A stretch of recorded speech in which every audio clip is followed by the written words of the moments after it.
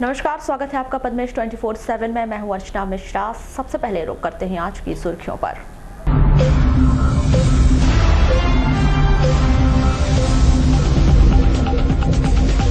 राजस्व विभाग ने भटेरा और भापेवाड़ा से रेत का अवैध उत्खनन के मामले में जब्त की 405 ट्रॉली रेत।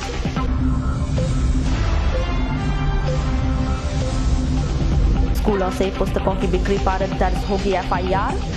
कलेक्टर ने सीबीएसई स्कूल के प्राचार्यों को दिए सख्त निर्देश। गर्मी अब दिखाने लगी है तेवर, रोजाना बढ़ रहे तापमान ने लोगों की बढ़ाई दिक्कतें।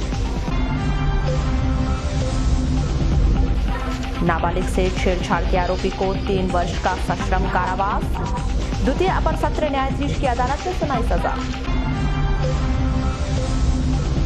और बाल कल्याण समिति ने गोद लेने के शब्द के प्रयोग पर जताया ऐतराज। कहा, भावनाओं में बहकर गोद लेने की घोषणा अनुचित, न्यायालय प्रक्रिया है दत्तक ग्रहण। और अब जानते हैं खबरें विस्तार से। कलेक्टर दीपक आर्य के निर्देश पर जिले में रेत मिट्टी के अवैध उत्खनन एवं परिवहन को लेकर निरंतर कार्रवाई की जा रही है। इसी कड़ी में गुरुवार को तहसीलदार बालाघाट के द्वारा ग्राम धापेवाड़ा में डंप कर रखी गई लगभग 55 ट्रॉली रेत को जब्त किया गया। जब्त की गई इस रेत को धापेवाड़ा के सरपंच के सुपुर्द कर दिया गया। वहीं भटेरा महर्षि स्कूल के पीछे अवैध रूप से डंप कर रखी गई लगभग 350 ट्रॉली रेत जब्त की गई है। जब्त की गई इस रेत के खनिज नियमों के अनुसार नीलामी की कार्रवाई की जाएगी। इस कार्रवाई के संदर्भ में तहसीलदार राम बापू देवांगन के द्वारा आवश्यक जानकारी दी गई। रेत जब्त किए हैं, कितनी ट्राली रेत जब्त किसकी है सर, क्या कार्रवाई की जा रही है? जैसा कि आप सभी जानते हैं, निरंतर कलेक्टर महोदय के निर्देश पर रेत माफियाओं के खिलाफ प्रशासन के द्वारा कार्रवाई की जा रही है। और आज भी हमें सूचना प्राप्त हुई थी कि धापेवाड़ा घाट में कुछ रेत के ट्रैक्टर लगे हुए हैं, तो हम और पुलिस प्रशासन की तरफ टीआई साहब पहुँचे थे मौके पर। किंतु लेट हो जाने का वो नहीं पकड़ पाए। फिर जब हम वापस आ रहे थे तो यहाँ पर सूचना मिली कि ग्राम भटेरा में कुछ जगहों पर रेत डंप करके अवैध रूप से रखे गए हैं। और हम यहाँ पर पहुँचे तो हमने ये पाया कि यहाँ पर काफ़ी मात्रा में लगभग 300 ट्राली के आसपास रेत अवैध रूप से डंप करके रखा जाना पाया गया है। लोगों से ये पूछताछ की गई कि किसका है, तो कोई भी जानकारी नहीं बता पा रहा है कि रेत किसका है। इसलिए जिन ज़मीनों पर ये रेत रखे गए हैं उनके मालिकों के खिलाफ हम प्रकरण तैयार करके कलेक्टर महोदय को अभी भेजेंगे। और इस तरह की अवैध डंपिंग की जो सूचना है वो ग्राम पंचायत और पटवारी के द्वारा भी समय समय पर माइनिंग विभाग को भेजी गई है, किंतु उनके द्वारा कार्रवाई करने में लेट हुआ है।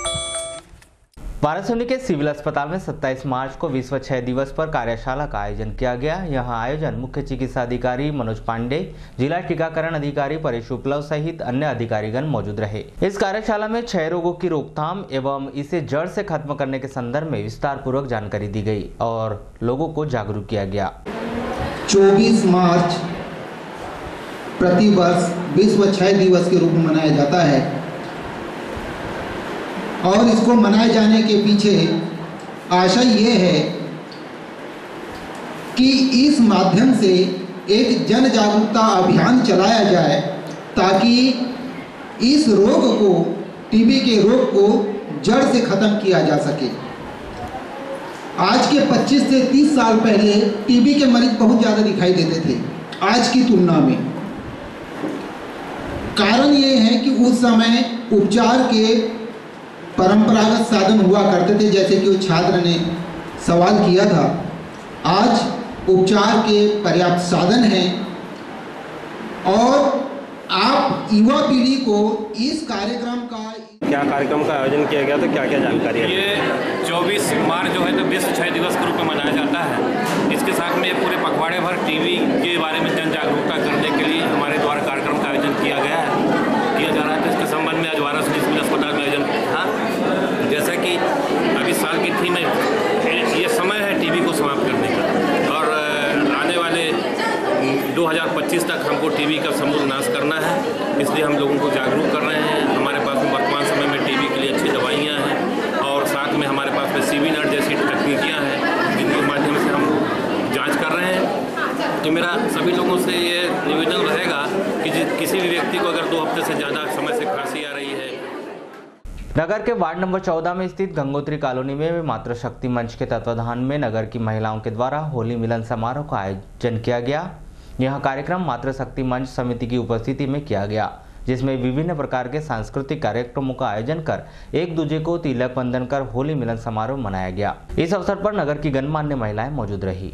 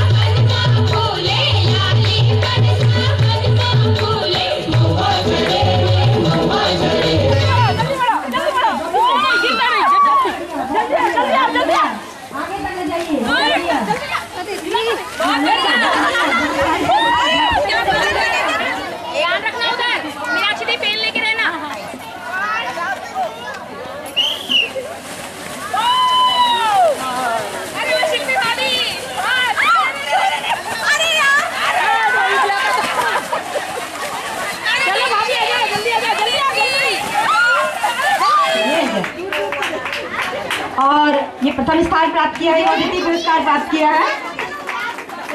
और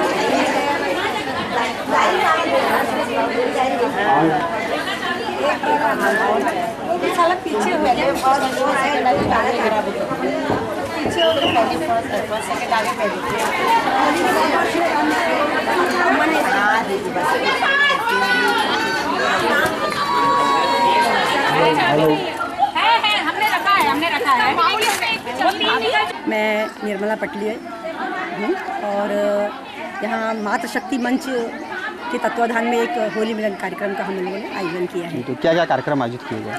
ये हमारा होली मिलन कार्यक्रम तो वैसे 4 वर्षों से हो रहा है लगातार, और इस बार हमने महिलाओं का सांस्कृतिक कार्यक्रम, नृत्य, समूह नृत्य, व्यक्तिगत नृत्य, खेल कूद, 1 मिनट गेम, ऐसे बहुत सारे आयोजन करवाया है यहाँ पर। आयोजन का मुख्य उद्देश्य क्या है? आयोजन का मुख्य उद्देश्य है जैसे होली मिलन में सामाजिक समरसता आए, महिलाएं, बहुत सी महिलाएं जॉब करती हैं, बहुत सी महिलाएं घर में रहती हैं, एक मंच में मिल नहीं पाती। आजकल मोबाइल का युग है तो मोबाइल में व्यस्त रहती हैं, तो इस ऐसे मंच के माध्यम से सब महिलाएं एक जगह इकट्ठी होती हैं। तो गंगोत्री की महिलाओं के अलावा हमने नगर की महिलाओं को भी बुलाया है, और बस कुल मिला के स्वस्थ मनोरंजन है हमारे कार्यक्रम का उद्देश्य। क्या संदेश देना चाहेंगे इस कार्यक्रम? संदेश यही देना चाहेंगे कि हम सब पढ़ी लिखी महिलाएं हैं, और वैसे तो यह है कि हम लोग सभी प्रतियोगिताओं में भाग लें। पिछले सप्ताह रविवार और बुधवार को जिले में हुई ओलावृष्टि के बाद अब तापमान में लगातार उछाल देखा जा रहा है। लगातार तापमान बढ़ने के चलते जिला मुख्यालय सहित अन्य ग्रामीण अंचलों में सूर्य की तीखी किरणें लोगों को हलाकान करने लगी है। अब दिन और रात दोनों गर्म होने लगे हैं। इसके चलते बिना पंखे और कूलर के लोगों को चैन नहीं मिल रहा है। वहीं मार्च में ही मई का एहसास होने लगा है। तापमान में लगातार हो रही इस इजाफे को देखकर पेयजल पदार्थों की मांग भी बढ़ने लगी है। वहीं कई क्षेत्रों में जल संकट गहराने की स्थिति नजर आ रही है। इसके अलावा गर्मी से लोगों को राहत पहुंचाने के लिए कूलर, खस और देसी फ्रिज की दुकानें लगनी शुरू हो गई है। लगातार बढ़ती जा रही इस गर्मी के बीच गुरुवार को जिले का अधिकतम तापमान 32 डिग्री सेल्सियस दर्ज किया गया। वहीं न्यूनतम तापमान 21 डिग्री सेल्सियस के आसपास रहा। मौसम विभाग के द्वारा आगामी माह में भीषण गर्मी पड़ने व जिले भर में भारी व पूरे जिले में गर्म हवाएं चलने के संकेत दिए हैं। एक ओर तापमान लगातार बढ़ता जा रहा है तो वहीं दूसरी ओर अब तक शहर में कहीं भी प्याऊ सेंटर नजर नहीं आ रहे हैं, जिसके चलते राहगीरों को पानी के पीने के लिए इधर उधर भटकना पड़ रहा है। शहर में प्याऊ सेंटर खोले जाने को लेकर की गई चर्चा के दौरान नगर पालिका अध्यक्ष अनिल दुहारे ने बताया कि नगर में 1 अप्रैल से मतदाता जागरूकता अभियान की तर्ज पर प्याऊ सेंटर खोले जाएंगे। प्रतिवर्ष अनुसार इस वर्ष भी हम लगभग 1 अप्रैल से बालाघाट नगर में हम प्याऊ चालू करेंगे कि आने वाले राहगीरों का गला तर कर सके। पानी की पूर्ण व्यवस्था ये हम नगर पालिका 1 तारीख से 1 अप्रैल से चालू कर देगी। मतदान करने के लिए, मतदान के प्रति लोगों को जागरूक करने के लिए हम ऐसी थीम पर ऐसे स्लोगन प्याऊ में लटका के रखेंगे। ये तो शासन का भी निर्देश है कि ये सब चीज़ों को लोगों को मतदान के प्रति ज़्यादा से ज़्यादा मतदान कराएं। इसी प्रक्रिया के तहत पानी पीने आने वालों को भी हमारे कर्मचारी कहेंगे कि इस बार मतदान जरूर करें। सर कितनी जगह प्याऊ लगाने की चल रहे थे? लगभग जितने पिछले बार लगे थे 50-55 जगह, उतनी जगह इस बार भी लगाई। कलेक्टर कार्यालय में गुरुवार को बाल कल्याण समिति के द्वारा आवश्यक बैठक का आयोजन किया गया। इस बैठक में प्रमुख तौर पर बाल कल्याण समिति के अध्यक्ष साधना शुक्ला, सदस्य फिरोजा खान, मोनिका मिश्रा सहित अन्य सदस्यगण मौजूद रहे। इस बैठक के संदर्भ में बाल कल्याण समिति की अध्यक्ष श्रीमती शुक्ला ने बताया कि किसी बच्चे को गोद लेने की प्रक्रिया न्यायालयीन है, जो कि केंद्रीय दत्तक ग्रहण एवं राज्य दत्तक ग्रहण के माध्यम से पूर्ण होती है। लेकिन अक्सर देखा जाता है कि कुछ बच्चे दत्तक ग्रहण प्रक्रिया के दौरान दूसरी धारा में चले जाते हैं। लोग उन्हें गोद तो ले लेते हैं, लेकिन घर ले जाने के बाद उन्हें नौकर बना लेते हैं या अनाथ लड़कियों का दुरुपयोग करते हैं। इसलिए सरकार के द्वारा सख्त कदम उठाए गए हैं। देखिए, CWC का जो उद्देश्य होता है कि बालक जो कि अनाथ हो, गरीब हो और कूड़ा पन्नी बिनने वाले हो या जिनका भरण पोषण नहीं हो पा रहा हो समाज में, तो समाज की मुख्य धारा से जोड़ने के लिए हमारा CWC हमको यहाँ पर निर्धारित किया गया है कि CWC के मेंबर और अध्यक्ष मिलकर के उनके कल्याण के लिए कोई भी कदम उठाएंगे। तो ऐसे में उसमें ही एक पार्ट आता है दत्तक ग्रहण का, कि अनाथ बच्चे हैं उनको हर समय बाल गृह में या खुला आश्रय गृह में नहीं रखा जा सकता। उनको समाज की मुख्य धारा से जोड़ने के लिए एक ऐसी जगह का ये करना है जहाँ पर वो अपने पारिवारिक वातावरण को तैयार कर सके या पा सकें। तो दत्तक ग्रहण का मेन उद्देश्य यही होता है कि जानकारी देना बच्चों को कि वो अच्छी जगह जा सकते हैं ताकि उनका फ्यूचर अच्छा रहे। तो दूसरी चीज़ क्या होती है कि पहले क्या था कि जो बच्चे और बच्चियां गोद ले लिए जाते थे, कुछ तो बच्चे अच्छे से पल जाते थे पर कुछ बच्चे गलत धारा में चले जाते थे। लोग ले जाते थे और उनको घर का नौकर बना लेते थे, लड़कियों का मिसयूज़ करने लगते थे। तो सरकार ने इसलिए कड़े कदम उठाए हैं कि हम एक सारा और कारा के माध्यम से ही बच्चे ले सकते हैं, पर उसकी प्रक्रिया के लिए। इस संदर्भ में बाल कल्याण समिति की सदस्य फिरोजा खान ने बताया कि किशोर न्याय अधिनियम के अंतर्गत गोद लेने की प्रक्रिया शामिल है, जो कि न्यायालय के माध्यम से ही पूर्ण होती है। लेकिन अक्सर देखा गया है कि गोद लेने के शब्द का उपयोग जागरूकता के अभाव में भावनात्मक रूप में करते हैं, जो कि सही नहीं है। देखिए, CWC जो है, जो चाइल्ड वेलफेयर कमेटी जो बनाई गई है, वो किशोर न्याय अधिनियम के अंतर्गत है। और कोई भी बच्चा जो है अभी एडॉप्शन में अगर जाता है तो वो किशोर न्याय अधिनियम के अंतर्गत ही अभी जा रहा है, कारा और सारा। और एक होता है रिलेशनल एडॉप्शन, मतलब आप रिश्ते नाते में जो एडॉप्शन करते हैं, चाचा मामा, वो न्यायालय से हो जाता है। दूसरी चीज़, ये भी प्रोसेस जो है न्यायालय से ही होती है। अंतिम जो है बच्चा जो गोद की जो अंतिम प्रोसेस होती है वो न्यायालय से ही होती है। लेकिन अभी भी लोगों में इस बात की जागरूकता नहीं है। वो सोचते हैं गोद लेना बहुत आसान है, या कुछ हमारे शहर में भी देखने में आता है कि समाज सेवा के क्षेत्र में लोग काम करते हैं और वो भावनात्मक रूप से उनसे निश्चित रूप से जुड़े होते हैं, हम उनका सम्मान करते हैं। लेकिन वो मतलब बहुत ईजी वे में लोग कहते थे कि हमने फलां को गोद ले लिया, फलां को गोद ले लिया।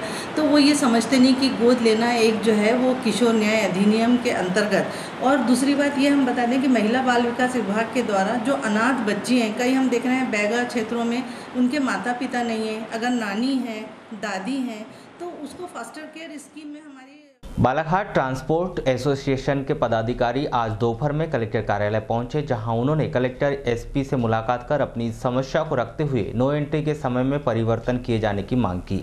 कलेक्टर कार्यालय पहुंचे बबलू शाह सेवईवार व बालाघाट ट्रांसपोर्ट एसोसिएशन के अध्यक्ष पूरन सिंह भाटिया ने कहा कि वर्तमान में जो नो एंट्री लगाई जा रही है उससे ट्रांसपोर्ट व्यवसाय बहुत प्रभावित हो रहा है।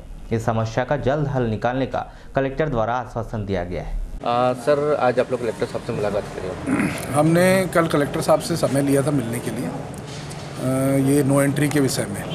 तो कलेक्टर साहब ने अभी हमें 1 बजे बुलाए थे और उनसे बातचीत हुई, अच्छी बातचीत हुई। उन्होंने आश्वासन दिया है कि हम इसके लिए जल्द ही कुछ उपाय करेंगे और चलते हैं जैसा पहले समय था शायद वो वैसा हो जाए या कुछ उसमें फेरबदल होगा, यानी राहत के लिए उन्होंने कहा है। तो उसके लिए सबसे पहले तो कलेक्टर साहब का हम धन्यवाद देते हैं कि उन्होंने हमारे को सुना और एसपी साहब और कलेक्टर साहब ने हमको समय दिया और हम लोगों की बात पूरी सुनी और वो आश्वासन दिया कि इस बारे में जो भी अच्छा हो सकता है वो करेंगे। हम तो कलेक्टर साहब और एसपी साहब को बहुत बहुत धन्यवाद देते हैं कि हमें उन्होंने बहुत अच्छा सुना और हमारी बातों को बहुत ध्यानपूर्वक सुनकर उन्होंने समस्या का हल निकालने का भी हमें आश्वासन दिया, वादा किया है। लेकिन हमने उनसे निवेदन किया है कि हमें नो एंट्री के समय में कुछ परिवर्तन किया जाए जिससे हमारा ट्रांसपोर्ट व्यवसाय सुचारू रूप से चल सके और हम ट्रांसपोर्ट वाले अपने व्यापार में अपने बच्चों को, अपने परिवार को अच्छे से पाल सकें। हर वर्ष की तरह इस वर्ष भी पूर्व मंत्री व वर्तमान विधायक गौरीशंकर बिसेन के निवास पर होली मिलन कार्यक्रम का आयोजन किया गया, जिसमें बड़ी संख्या में भाजपा पदाधिकारी व कार्यकर्ता शामिल हुए। इस दौरान जिला पंचायत अध्यक्ष श्रीमती रेखा बिसेन ने सभी को चंदन का टीका लगाकर होली की शुभकामनाएं दी।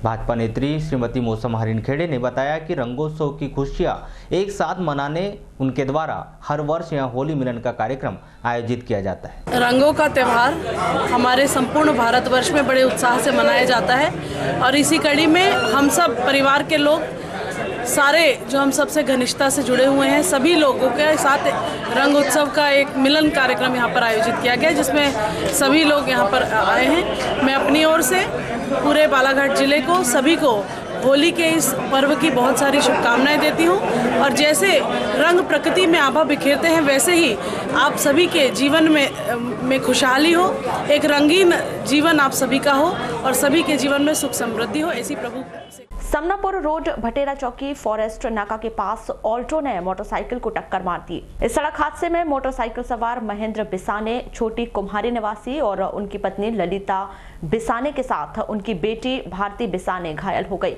तीनों घायलों का जिला अस्पताल में उपचार किया जा रहा है। लालबर्रा रोड ग्राम कनकी में मोटरसाइकिल की ठोकर से एक छात्रा घायल हो गई। घायल छात्रा पूजा डहरवाल को जिला अस्पताल में भर्ती किया गया है। जानकारी के मुताबिक घायल शासकीय माध्यमिक शाला कनकी में कक्षा 6वीं की छात्रा है।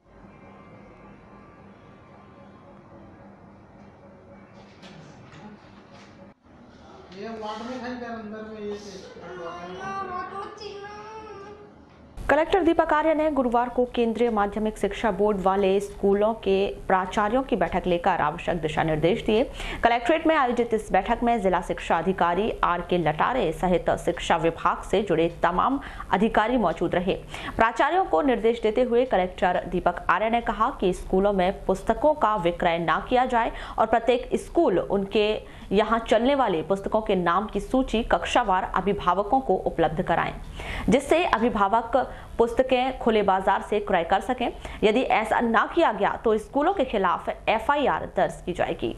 वारासिवनी न्यायालय के द्वितीय अपर सत्र न्यायाधीश मनोज कुमार की अदालत ने गुरुवार को 15 वर्षीय नाबालिग के साथ छेड़छाड़ करने वाले आरोपी घुबड़ घोंदी खैरलांची निवासी सुनील उरकुड़े को 3 वर्ष सश्रम कारावास की सजा सुनाई है। जानकारी के मुताबिक 5 जुलाई 2016 को आरोपी सुनील ने दुकान जा रही नाबालिग लड़की से छेड़छाड़ कर जान से मारने की धमकी दी थी, जिस पर लड़की ने यह घटना अपने परिजनों को बताई, जिस पर उन्होंने सुनील के खिलाफ थाने में रिपोर्ट दर्ज कराई थी, जिस पर पुलिस ने आरोपी को गिरफ्तार कर न्यायालय में पेश किया था और यह मामला न्यायालय से विचाराधीन था। राजेंद्र कोहार, अतिरिक्त लोक अभियोजक वाराणसी।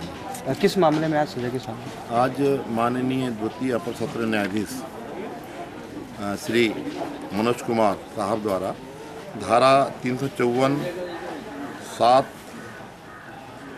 धारा 7 लैंगिक अपराधों में बालकों का संरक्षण अधिनियम के तहत सुनवाई करने के बाद गवाहों के कथनों के आधार पर आरोपी को 3 वर्ष के सश्रम कारावास और 5,000 अर्थदंड से दंडित किया है। घटना इस प्रकार की है कि ये आरोपी रहने वाला घोबड़ गुंदी का है। ये दिनांक 5/7/16 को अपने रिश्तेदारी में आया हुआ था और ये जो पीड़िता है उसको पिताजी ने सुपारी के लिए भेजा था। सुपारी लेकर वापस आए थे, इसने रास्ते में रोक करके हाथ पकड़ा, उसके साथ घटना कारित किया इसी घटना को देखते हुए और महिलाओं के साथ बढ़ते अपराधों को देखते हुए माननीय न्यायालय द्वारा सभी गवाहों के आधार पर आज उसको दोषी किया गया। 3 वर्ष का कारावास और माझा दंड। नगर के भाजपा कार्यालय में गुरुवार को भाजपा उपाध्यक्ष विनोद गोटिया की प्रमुख उपस्थिति में लोकसभा चुनाव की दृष्टि से भाजपा की कामकाजी बैठक का आयोजन किया गया, जिसमें लोकसभा प्रभारी कन्हैराम रघुवंशी, सांसद बोध सिंह भगत, भाजपा जिलाध्यक्ष रमेश रंगलानी, विधायक गौरीशंकर बिसेन सहित भाजपा के वरिष्ठ पदाधिकारी एवं कार्यकर्ता मौजूद रहे। बैठक को संबोधित करते हुए प्रदेश उपाध्यक्ष श्री गोटिया ने कहा कि आगामी लोकसभा चुनाव हमारे राष्ट्र के लिए अत्यंत महत्वपूर्ण है। वास्तव में यह चुनाव हमारे देश की दिशा एवं दशा तय करेगा। 13 वार्ड में 4-5 बूथ का जो पालक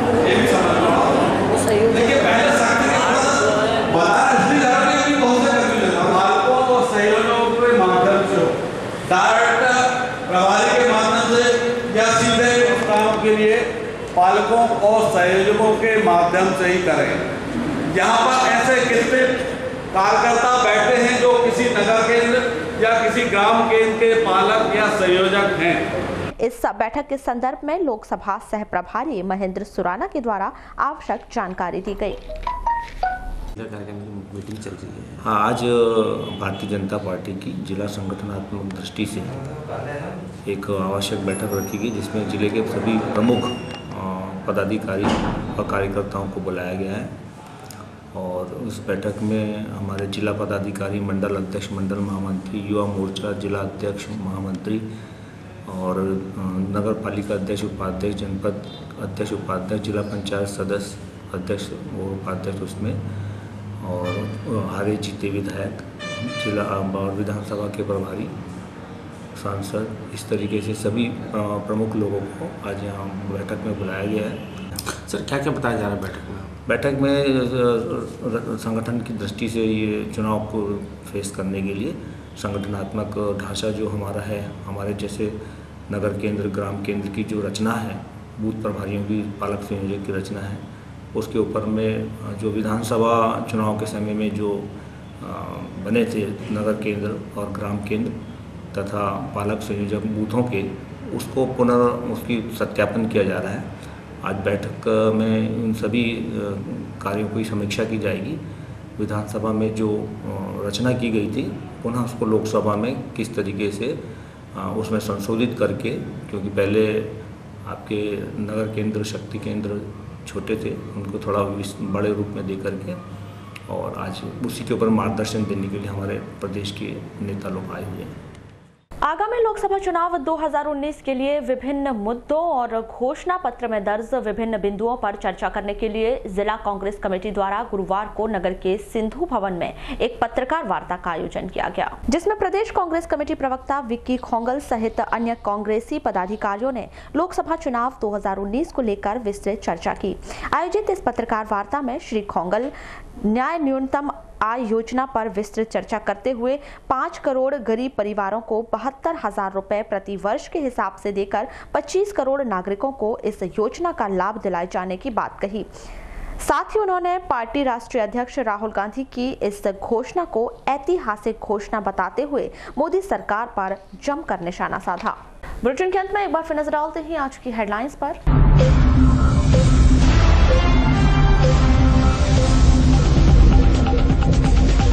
राजस्व विभाग ने भटेरा और भापेवाड़ा से रेत का अवैध उत्खनन के मामले में जब्त की 405 ट्रॉली रेत।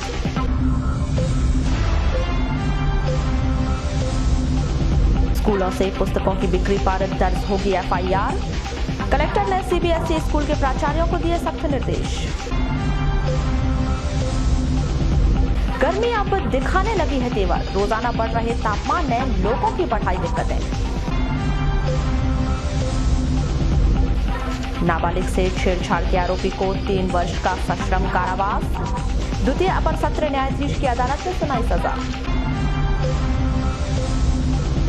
और बाल कल्याण समिति ने गोद लेने के शब्द के प्रयोग पर जताया ऐतराज, कहा भावनाओं में बहकर गोद लेने की घोषणा अनुचित, न्यायालय प्रक्रिया है दत्तक ग्रहण। तो ये थी अब तक की खास खबरें। अगले न्यूज बुलेटिन के साथ फिर मुलाकात होगी, तब तक के लिए नमस्कार।